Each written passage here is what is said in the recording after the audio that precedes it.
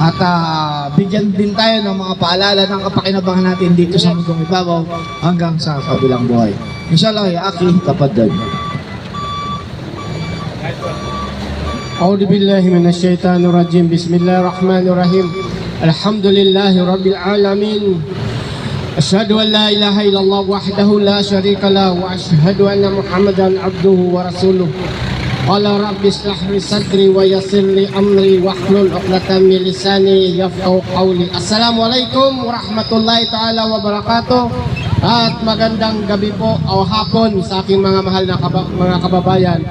Alhamdulillah, ngayon po ay malapit na po ang paglubog ng araw at kahit po ay umulan, alhamdulillah nandito po kami. Mayroon po kaming libreng babasahin at naubos na po ang aming lugaw, alhamdulillah. Sa mga mahal kong mga kababayan na mga kakristyanuhan, kami po ay nandirito na magpaparating sa inyo ng mensahe na patungkol sa reliyong Islam, na pwede kayong magtanong sa aming pananampalataya, alhamdulillah. Ngayon po, sa hapon ito ay aking magiging topic na kung saan ating ipakilala ang tunay na tagapaglikha na walang iba kundi si Allah subhanahu wa ta'ala. Katulad ng aking kapatid kanina na pinakilala niya ang Diyos na tagapaglikha, walang iba kundi ang tunay na Diyos na tagapaglikha ang Allah subhanahu wa ta'ala. Ang paniniwala naming mga Muslim sa tagapaglikha ay hindi po nagpapahinga, hindi po namamatay, hindi na ipako sa krus. Ang tunay na Diyos kailanman ay hindi siya namamatay, hindi sakop siya sa kamatayan. Hindi katulad ng aking pinanggalingang reliyon, ng aking reliyon na pinanggalingan noon, na ang Diyos na kinikilala namin ay napako sa krus. La ilaha illallah. Namatay ng 3 araw, nabuhay. Subhanallah. Kung ang Diyos mo kapatid namatay, dahil yan ang aral na ibinigay sa atin ng mga sumakop sa ating bansang ito, na ang Diyos raw ay bumaba sa lupa at naging katawan tao. Wala ng Diyos sa langit. 34 years. Dahil ang Diyos bumaba na sa lupa. La ilaha illallah. Yan ang aral ng aking pinanggalingang reliyon. At isa sa mga tanong doon, kapatid, kababayan, kung ang Diyos mo ay namatay at naipako nga sa krus, sino ang bumuhay sa Diyos na yon na naipako? Kung ang Diyos ay bumaba sa lupa at siya'y namatay para tubusin ang kasalanan ng sangkatuhan. Allahu Akbar.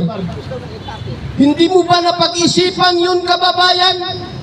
Hindi mo ba ito minumuni-munihan na ang Diyos na yung sinasamba ay namatay ng 3 araw?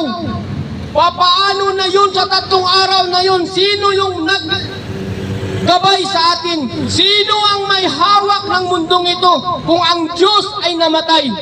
Allahu Akbar. Napakalinaw sa banal na Quran na ang Panginoong Allah subhanahu wa ta'ala kailan may hindi siya namamatay. Allahu la ilaha illa huwal qayyum. Siya ang Allah. Hindi siya namamatay. Siya ang buhay. Siya ang tagapanatili sa lahat ng mga nilalang. Siya ang tagapaglikha ng lahat ng bagay. Kaya mga magulang, mga kapatid, mga kababayan, inanyayahan ko po kayo sa matuwid na pananampalataya, sa tuwid, sa perpektong relihiyon. Opo, may perpektong relihiyon. Dahil kung ang relihiyon mo ay hindi perpekto, paano ang kaligtasan mo, kababayan? Dahil ang tao, hindi perpekto ang tao. La ilaha illallah. Kaya dito, inanyayahan ko pong aking mga kapatid, mga kababayan, sa pananampalatayang perpekto, sa tunay na kaligtasan, kapag ang reliyon mo na ginawa lang ng tao, tinatag lang ng tao, paano ang kaligtasan mo, kapatid, kababayan? Na kung saan ang reliyon na yung kinaaniban, ang reliyon ng aking pinanggalingan noon, na kung saan punong-puno ng kamalian. Lahat imbintong aral, maging pagsamba sa tunay na Diyos, ang Diyos na kung saan daw ay namatay na 3 araw para tubusin ang kasalanan ng sangkatauhan. Allahu Akbar. Maniniwala ka ba na ang Diyos ay namatay? Paano na kapatid? Kung ang Diyos mo ay namatay, sino ngayon ang may hawak ng mundong ito? Sino ang bumuhay sa Diyos kung ang Diyos mo ay namatay? Pag-isipan mo yun, kababayan. Paano ang kaligtasan mo sa oras na yon na ang Diyos mo ay namatay? Paano ka hingi ng tulong sa Diyos? Wala ka ng ibang matatakbuhan. Wala ka ng ibang mahinga ng tulong, kundi lamang ang tagapaglikha. Paano ang Diyos mo, ang sinasamba mo ay namatay? La ilaha illallah. Kaya mga kapatid, dito ko po kayo inanyayahan sa matuwid, sa perpektong reliyon, ang Islam.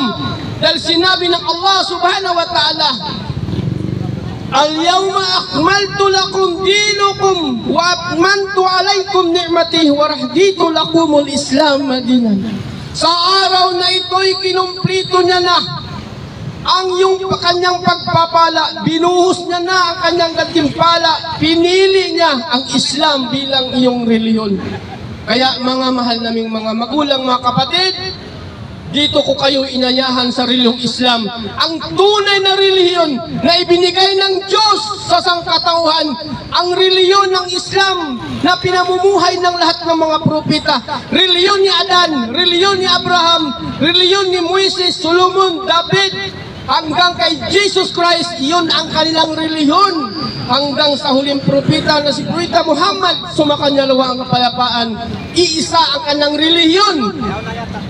Ang Islam, ibig sabihin, Islam, submit to the will of God. Panuntunan ng buhay, pagsuko, pagsunod sa kalooban ng Allah subhanahu wa ta'ala.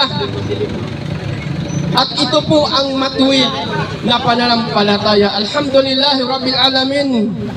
Wakir dawana, walhamdulillah Rabbil Alamin, dahil medyo malakas.